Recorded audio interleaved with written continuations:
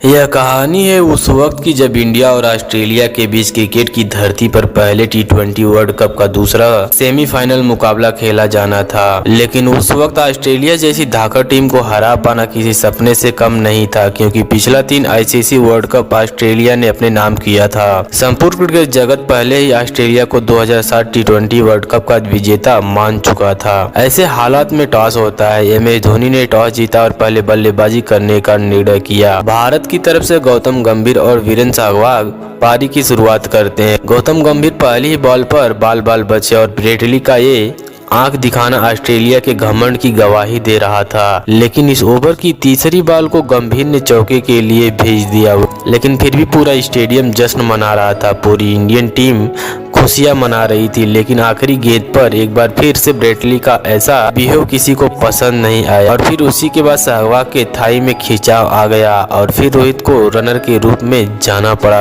उसके बाद गंभीर ने तीसरे ओवर में 2 चौके मारे। चौथे ओवर की 5वीं बॉल पर एक शानदार पुल शॉट मारा और गेंद चौके के लिए चली गई। और फिर सहवाग ने भी 5वें ओवर में जॉनसन को एक शानदार चौका जड़ दिया। सहवाग का यह पहला चौका था, लेकिन अगली ही बॉल पर Sehwag wicket keeper Adam Gill को कैच थमा बैठे। सहवाग ने इस मैच में मात्र 11 गेंदों पर 9 रन ही बना सके और इनके विकेट मिलने के बाद पूरी ऑस्ट्रेलिया टीम जश्न मना रही थी। अब रॉबिन उथप्पा मैदान पर आते हैं और अपने साथ अपनी किस्मत को भी लेकर आते हैं और पहली बॉल पर वह बाल आउट होने से बचे, लेकिन अगली ही गेंद पर उथप्पा ने जोरदार चौका जड़ दिया। हर एक चौका दर्शकों के लिए अंदर ही अंदर बहुत ज्यादा जोश भर रहा था। इतने चौके लगने के बावजूद भी भारतीय टीम का स्कोर अभी 6 ओवर पर मात्र 36 रन पर ही था। एक बार फिर से रॉबिन उथप्पा का एक और कैच छूटा, लेकिन रनिंग गति को तेज करने के चक्कर में गौतम गंभीर 7वें ओवर की 5वीं बॉल पर आउट हो जाते हैं। ऑस्ट्रेलिया टीम का जश्न इस विकेट की अहमियत बता रहा था। गंभीर ने 25 गेंदों में 24 रन बनाकर पवेलियन वापस चले गए। भारतीय टीम का 8 ओवर में 41 रन पर 2 विकेट गंवा चुकी थी। अब ऑस्ट्रेलिया जैसी टीम के सामने ये शुरुआत हार की तरफ इशारा कर रही थी। अब किंग युवराज सिंह मैदान पर आते हैं। उनका स्वागत एक तीखी बाउंसर से किया जाता है, लेकिन अगली बार पर फिर एक बार फिर से उनके सर के पास डर्राते हुए जाती है। लेकिन युवराज सिंह ने उस गेंद को छक्के के लिए पवेलियन के बाहर भेज दिया। उसके बाद युवराज सिंह ने 9वें ओवर की 5वीं बॉल पर एक और छक्का जड़ दिया। युवराज सिंह के छक्के देखकर पूरा स्टेडियम झूम रहा था। पूरी भारतीय टीम खुशियां मना रही थी। अभी भारतीय टीम का स्कोर 10 ओवर में 60 रन था, लेकिन उसके बाद तो मैदान पर एक ऐसा तूफान आने वाला था जो सब कुछ उड़ाकर ले जाने वाला था। युवराज सिंह ने सीमंड की पहली बार पर चौका जड़ दिया और उसी ओवर की 4थी बॉल पर उथप्पा ने एक और छक्का मार दिया और उसी ओवर की लास्ट बॉल पर युवराज सिंह ने गेंद को हवाई यात्रा के लिए बाहर भेज दिया। युवराज सिंह लगातार चौकों की छक्कों की बरसात कर रहे थे। युवराज हर गेंद को बाउंड्री के बाहर ही भेज रहे थे और इसी छक्के के साथ युवराज सिंह ने मात्र 20 गेंदों में 51 रन कूट दिए।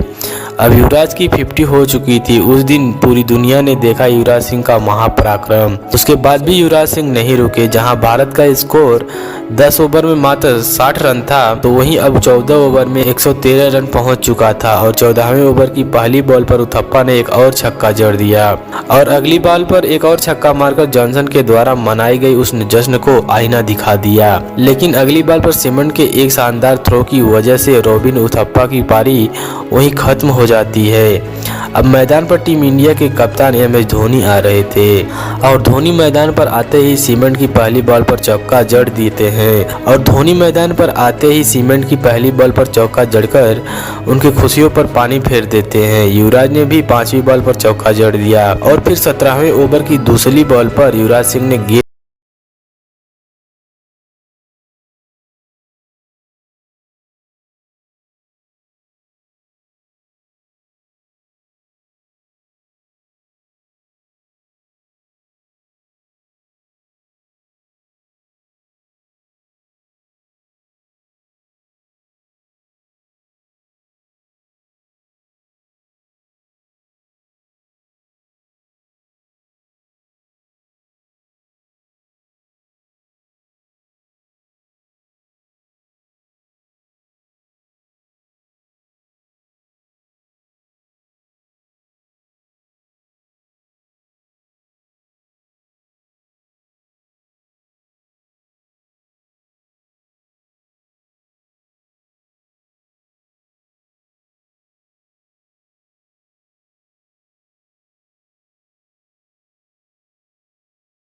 टीम के सामने यह स्कोर कुछ मायने नहीं रखता था।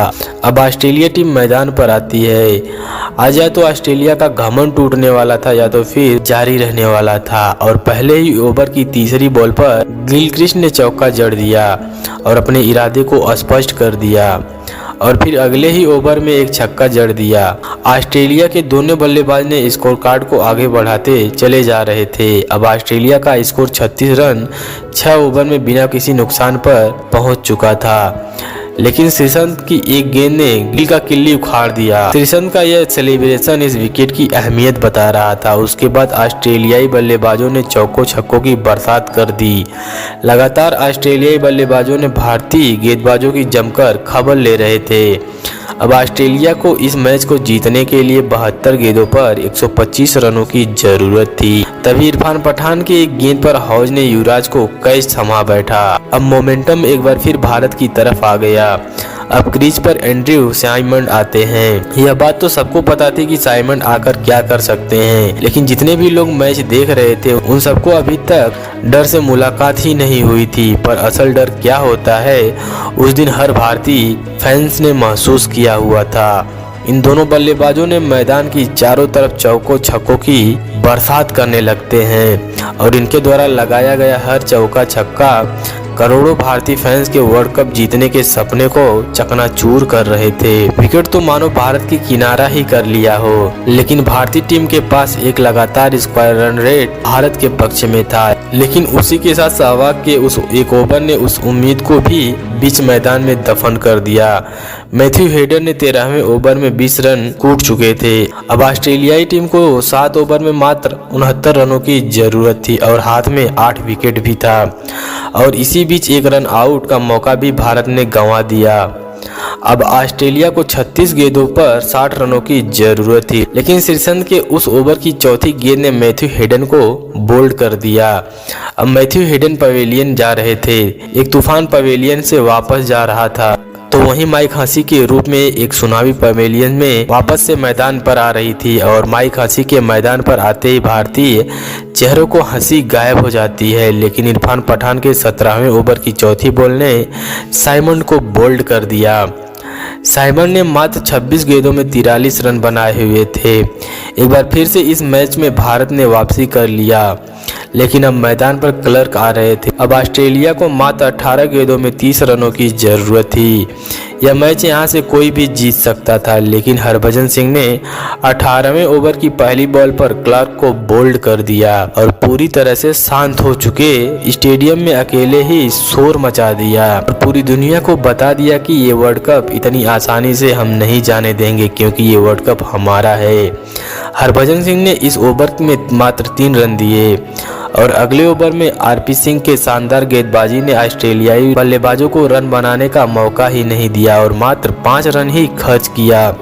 अब ऑस्ट्रेलिया को यह मैच जीतने के लिए या फाइनल मैच जीतने के लिए अपना गुरूर बरकरार रखने के लिए मात्र 6 गेंदों में 22 रनों की जरूरत थी। इंडिया और वर्ल्ड कप के फाइनल के बीच में खड़े थे माइक हसी। लास्ट ओवर की पहली 2 गेंदों पर वह कोई भी रन नहीं बना सके, लेकिन तीसरी बॉल फुल टॉस आ गई, जिसकी वजह से माइक हसी ने हवा में खेल दिया और युवराज सिंह ने एक शानदार कैच पकड़ इस मैच को अपनी तरफ ला दिया। यह मैच औपचारिकता पर बचा हुआ था, क्योंकि 3 गेंदों पर 22 रनों की जरूरत थी और जोगिंदर शर्मा ने 5वीं बॉल पर बेटली को बोल्ड कर दिया और एक इतिहास लिखा गया।